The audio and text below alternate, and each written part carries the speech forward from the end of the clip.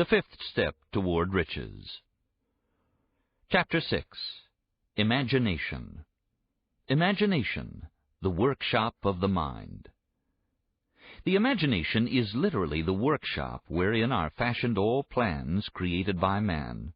The impulse, the desire, is given shape, form, and action through the aid of the imaginative faculty of the mind.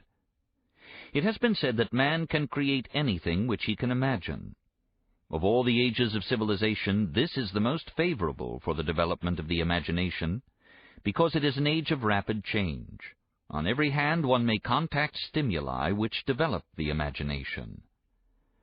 Through the aid of his imaginative faculty, man has discovered and harnessed more of nature's forces during the past 50 years than during the entire history of the human race previous to that time.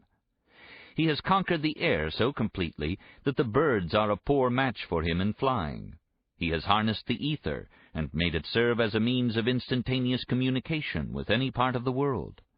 He has analyzed and weighed the sun at a distance of millions of miles, and has determined through the aid of imagination the elements of which it consists. He has discovered that his own brain is both a broadcasting and a receiving station for the vibration of thought, and he is beginning now to learn how to make practical use of this discovery. He has increased the speed of locomotion, until he may now travel at a speed of more than 300 miles an hour. The time will soon come when a man may breakfast in New York and lunch in San Francisco.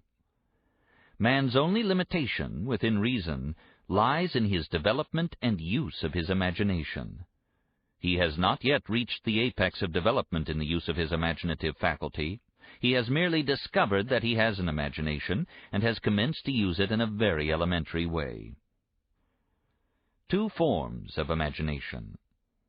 The imaginative faculty functions in two forms. One is known as synthetic imagination, and the other as creative imagination.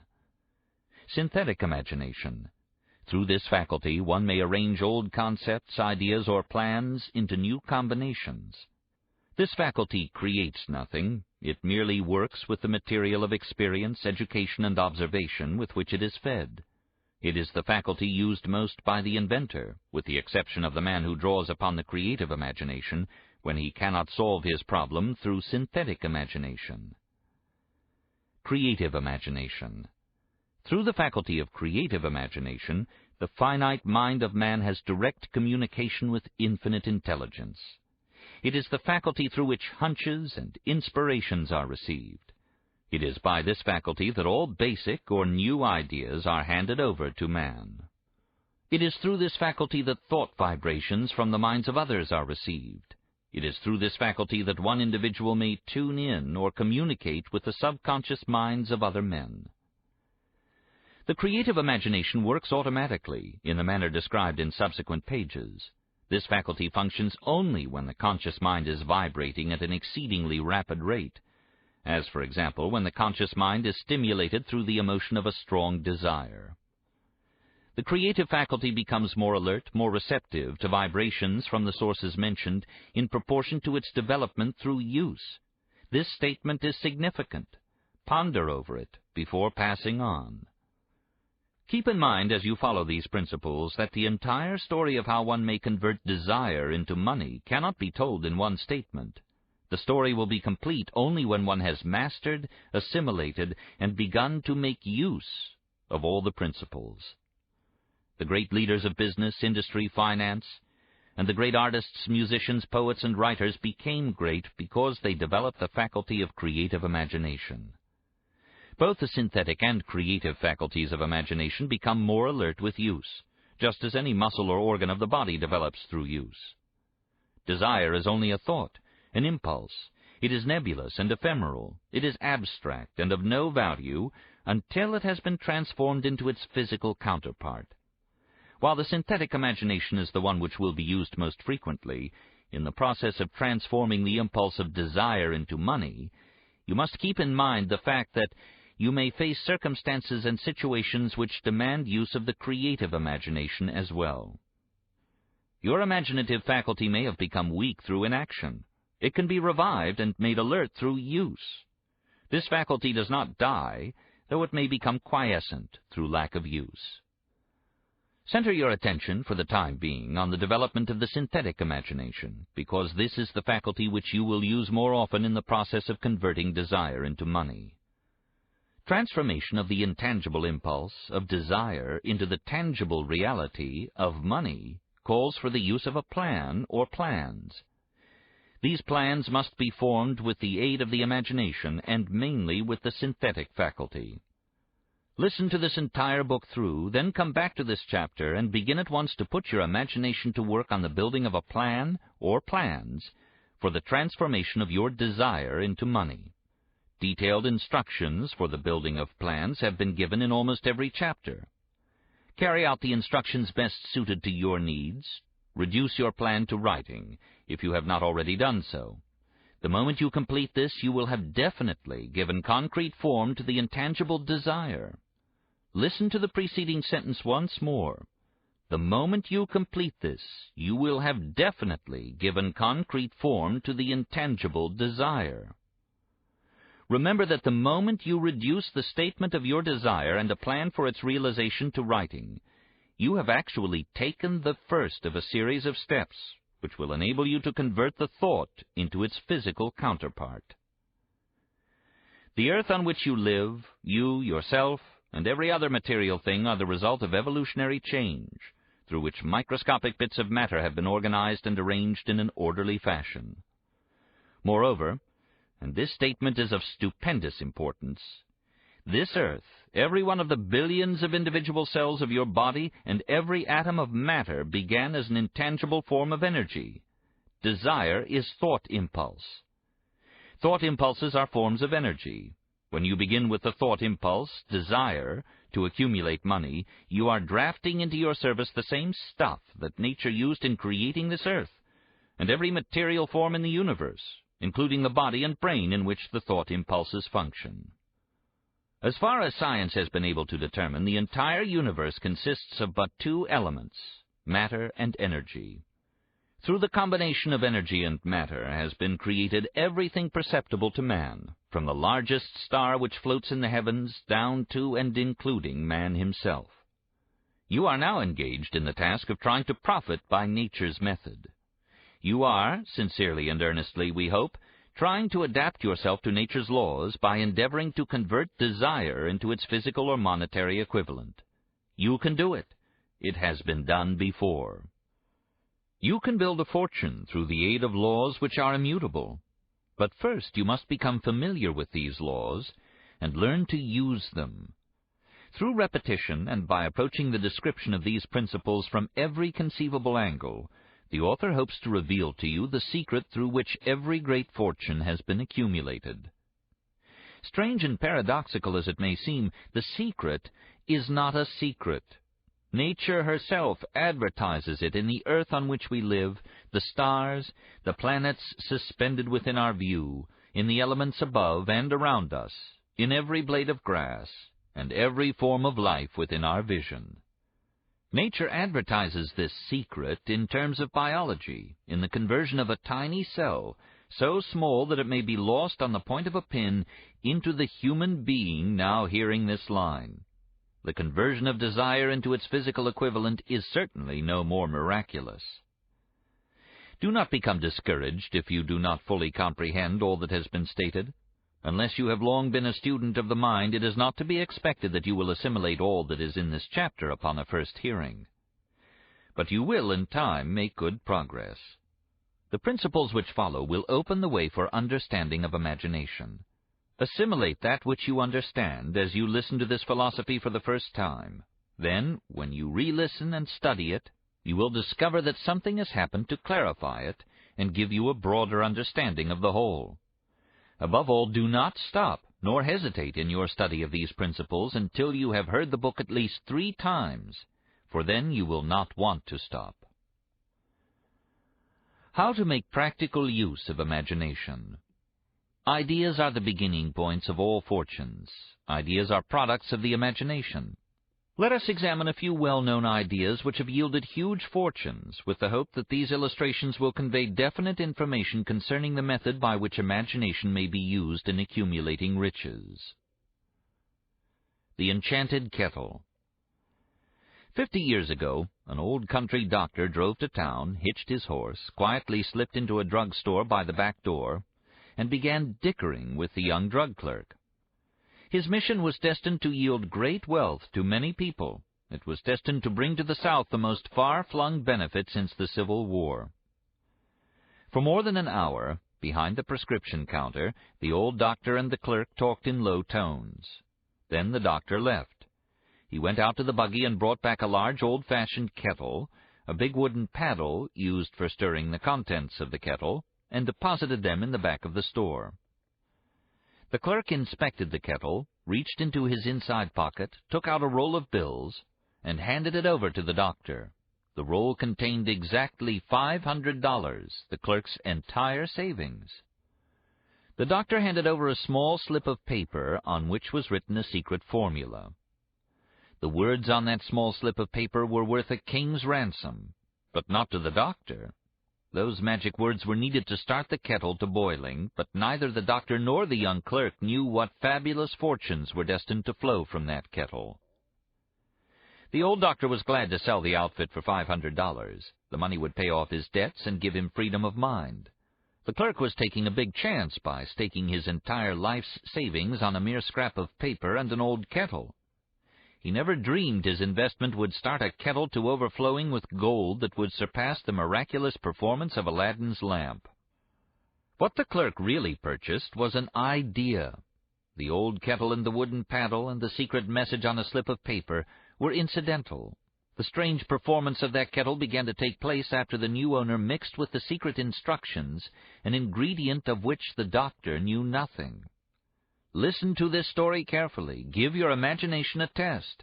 See if you can discover what it was that the young man added to the secret message, which caused the kettle to overflow with gold. Remember, as you listen, that this is not a story from Arabian Nights. Here you have a story of facts, stranger than fiction, facts which began in the form of an idea. Let us take a look at the vast fortunes of gold this idea has produced.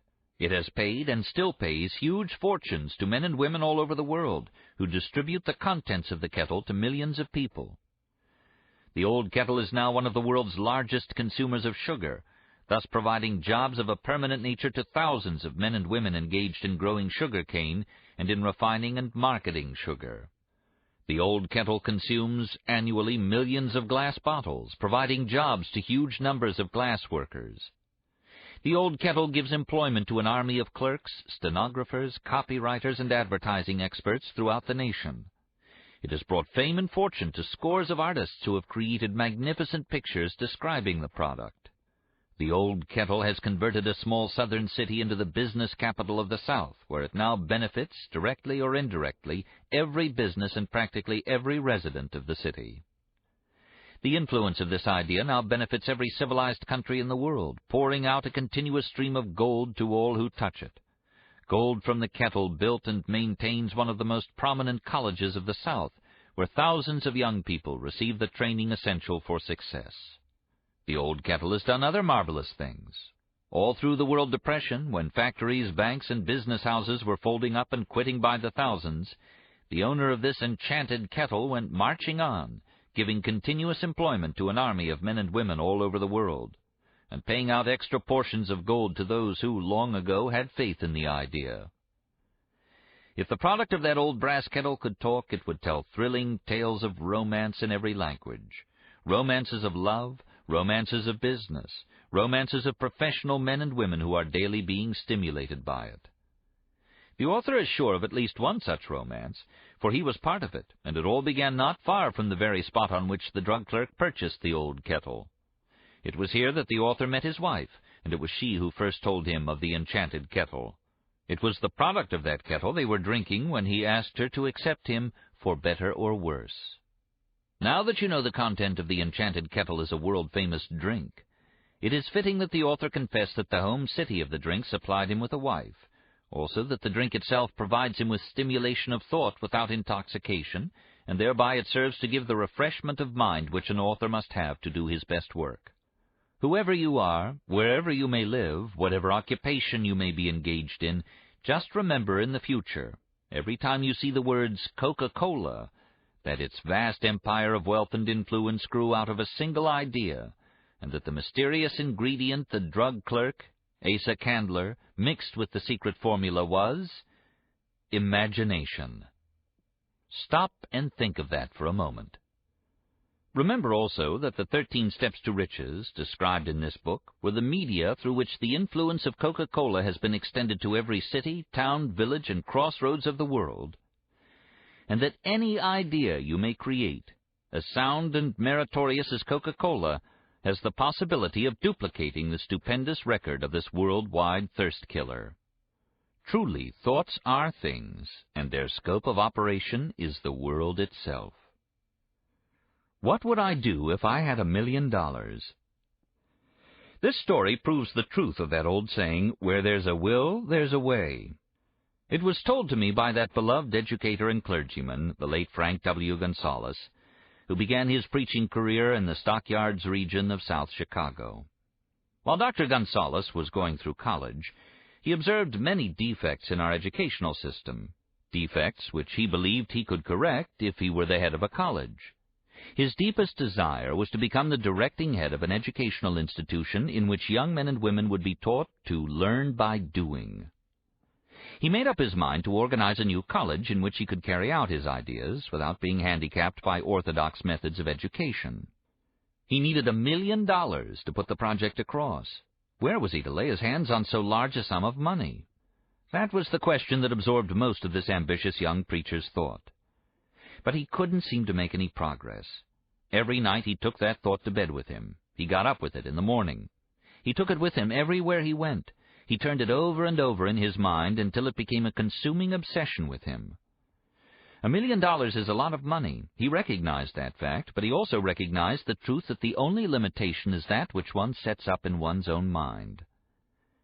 Being a philosopher as well as a preacher, Dr. Gonzalez recognized, as do all who succeed in life, that definiteness of purpose is the starting point from which one must begin. He recognized, too, that definiteness of purpose takes on animation, life, and power when backed by a burning desire to translate that purpose into its material equivalent. He knew all these great truths, yet he did not know where or how to lay his hands on $1 million. The natural procedure would have been to give up and quit by saying, "Ah, well, my idea is a good one, but I cannot do anything with it because I never can procure the necessary $1 million." That is exactly what the majority of people would have said. But it is not what Dr. Gonzalez said. What he said and what he did are so important that I now introduce him and let him speak for himself. One Saturday afternoon, I sat in my room thinking of ways and means of raising the money to carry out my plans. For nearly 2 years I had been thinking, but I had done nothing but think. The time had come for action. I made up my mind then and there that I would get the necessary $1 million within a week. How? I was not concerned about that. The main thing of importance was the decision to get the money within a specified time, and I want to tell you that the moment I reached a definite decision to get the money within a specified time, a strange feeling of assurance came over me, such as I had never before experienced. Something inside me seemed to say, "Why didn't you reach that decision a long time ago? The money was waiting for you all the time." Things began to happen in a hurry. I called the newspapers and announced that I would preach a sermon the following morning entitled, "What I Would Do If I Had $1 Million." I went to work on the sermon immediately, but I must tell you frankly the task was not difficult, because I'd been preparing that sermon for almost 2 years. The spirit back of it was a part of me. Long before midnight I had finished writing the sermon. I went to bed and slept with a feeling of confidence, for I could see myself already in possession of the $1 million. Next morning I arose early, went into the bathroom, read the sermon, then knelt on my knees and asked that my sermon might come to the attention of someone who would supply the needed money. While I was praying, I again had that feeling of assurance that the money would be forthcoming. In my excitement, I walked out without my sermon and did not discover the oversight until I was in my pulpit and about ready to begin delivering it. It was too late to go back for my notes, and what a blessing that I couldn't go back. Instead, my own subconscious mind yielded the material I needed. When I arose to begin my sermon, I closed my eyes and spoke with all my heart and soul of my dreams. I not only talked to my audience, but I fancy I talked also to God. I told what I would do with $1 million if that amount were placed in my hands. I described the plan I had in mind for organizing a great educational institution where young people would learn to do practical things and at the same time develop their minds. When I had finished and sat down, a man slowly arose from his seat about 3 rows from the rear and made his way toward the pulpit. I wondered what he was going to do. He came into the pulpit, extended his hand, and said, "Reverend, I liked your sermon. I believe you can do everything you said you would if you had $1 million. To prove that I believe in you and your sermon, if you will come to my office tomorrow morning, I will give you the $1 million. My name is Philip D. Armour." Young Gonzales went to Mr. Armour's office, and the $1 million was presented to him. With the money, he founded the Armour Institute of Technology. That is more money than the majority of preachers ever see in an entire lifetime. Yet the thought impulse back of the money was created in the young preacher's mind in a fraction of a minute. The necessary $1 million came as a result of an idea. Back of the idea was a desire which young Gonzales had been nursing in his mind for almost 2 years. Observe this important fact. He got the money within 36 hours after he reached a definite decision in his own mind to get it, and decided upon a definite plan for getting it.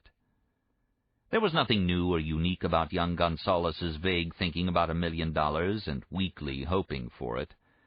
Others before him, and many since his time, have had similar thoughts. But there was something very unique and different about the decision he reached on that memorable Saturday, when he put vagueness into the background and definitely said, "I will get that money within a week." God seems to throw himself on the side of the man who knows exactly what he wants if he is determined to get just that. Moreover, the principle through which Dr. Gonzales got his $1 million is still alive. It is available to you. This universal law is as workable today as it was when the young preacher made use of it so successfully. This book describes, step by step, the 13 elements of this great law and suggests how they may be put to use. Observe that Asa Candler and Dr. Frank Gonzales had one characteristic in common. Both knew the astounding truth that ideas can be transmuted into cash through the power of definite purpose, plus definite plans. If you are one of those who believe that hard work and honesty alone will bring riches, perish the thought. It is not true. Riches, when they come in huge quantities, are never the result of hard work. Riches come, if they come at all, in response to definite demands, based upon the application of definite principles, and not by chance or luck. Generally speaking, an idea is an impulse of thought that impels action, by an appeal to the imagination. All master salesmen know that ideas can be sold where merchandise cannot. Ordinary salesmen do not know this. That is why they are ordinary.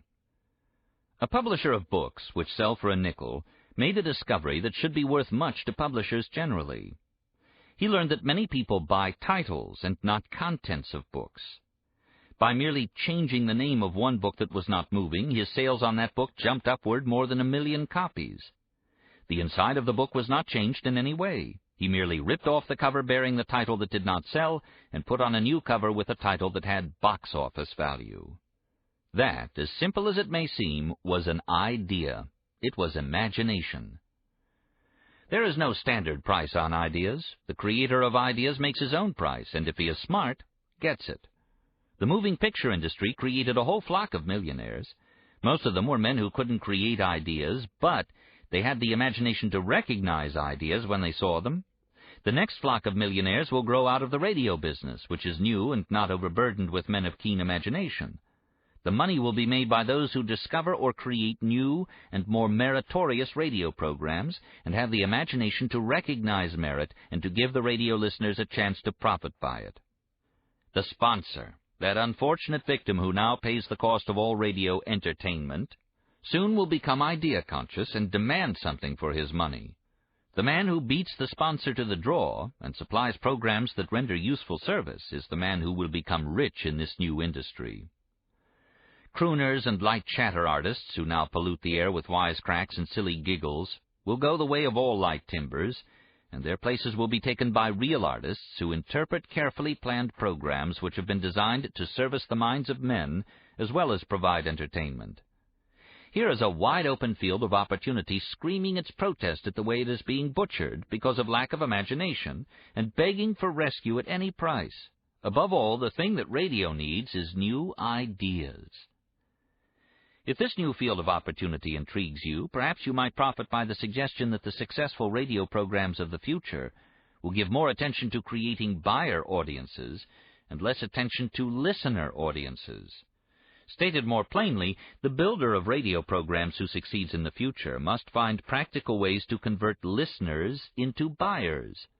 Moreover, the successful producer of radio programs in the future must key his features so that he can definitely show its effect upon the audience.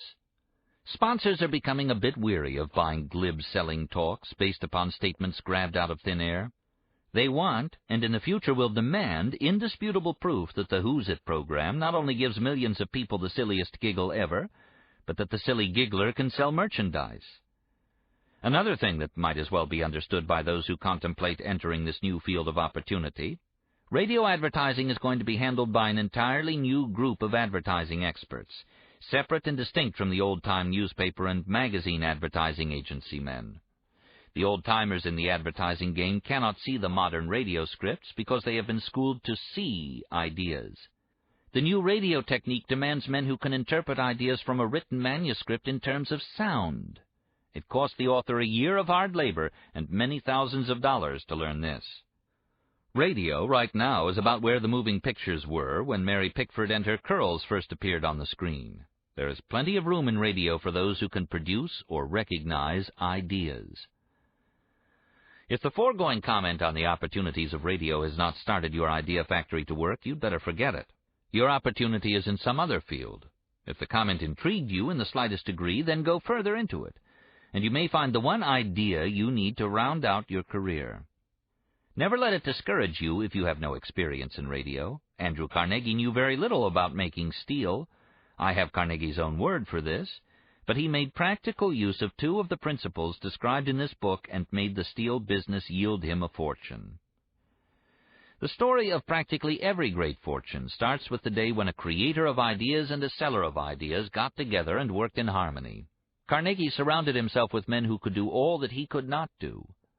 Men who created ideas and men who put ideas into operation and made himself and the others fabulously rich. Millions of people go through life hoping for favorable breaks. Perhaps a favorable break can get one an opportunity, but the safest plan is not to depend upon luck. It was a favorite break that gave me the biggest opportunity of my life, but 25 years of determined effort had to be devoted to that opportunity before it became an asset. The break consisted of my good fortune in meeting and gaining the cooperation of Andrew Carnegie. On that occasion, Carnegie planted in my mind the idea of organizing the principles of achievement into a philosophy of success. Thousands of people have profited by the discoveries made in the 25 years of research, and several fortunes have been accumulated through the application of the philosophy. The beginning was simple. It was an idea which anyone might have developed. The favorable break came through Carnegie, but what about the determination, definiteness of purpose, and the desire to attain the goal, and the persistent effort of 25 years? It was no ordinary desire that survived disappointment, discouragement, temporary defeat, criticism, and the constant reminding of waste of time. It was a burning desire, an obsession. When the idea was first planted in my mind by Mr. Carnegie, it was coaxed, nursed, and enticed to remain alive. Gradually, the idea became a giant under its own power, and it coaxed, nursed, and drove me. Ideas are like that. First you give life and action and guidance to ideas, then they take on power of their own and sweep aside all opposition. Ideas are intangible forces, but they have more power than the physical brains that give birth to them. They have the power to live on, after the brain that creates them has returned to dust. For example, take the power of Christianity. That began as a simple idea born in the brain of Christ. Its chief tenet was, do unto others as you would have others do unto you. Christ has gone back to the source from whence he came, but his idea goes marching on. Some day it may grow up and come into its own, then it will have fulfilled Christ's deepest desire.